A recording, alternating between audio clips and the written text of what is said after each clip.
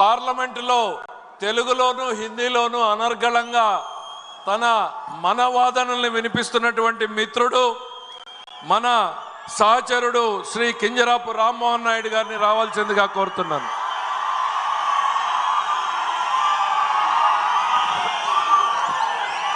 సభకు నమస్కారం.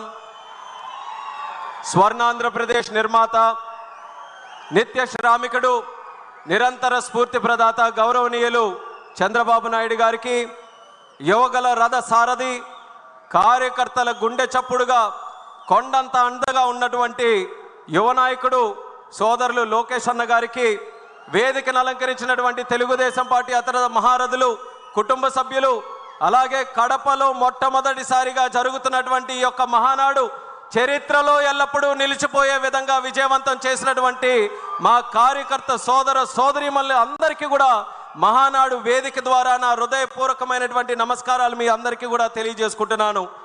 ఈ యొక్క రాజకీయ తీర్మానానికి ఒక ప్రత్యేకత ఉంది. ఆఖరి తీర్మానంగా ప్రతి మహానాడులో ప్రవేశపెడతాం.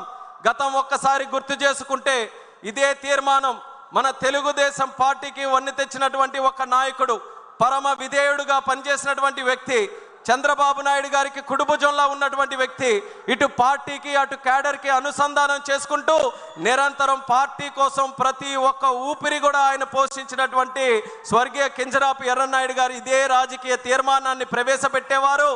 ఆయన అడుగుజాడల్లో ఈ యొక్క అవకాశం నాకు కల్పించినందుకు చంద్రబాబు నాయుడు గారికి ప్రత్యేకమైనటువంటి ధన్యవాదాలు తెలియజేసుకుంటున్నాను. ఈ యొక్క రాజకీయ తీర్మానంలో మొట్టమొదటి అంశం కింద పెహల్గాంలో 22 ఏప్రిల్ తేదీన జరిగినటువంటి సంఘటన ఏదైతే ఉందో ప్రతి ఒక్క భారతీయుడిని కూడా కలిచివేసింది. 26 మంది ఆ ఘటనలో చనిపోయారు.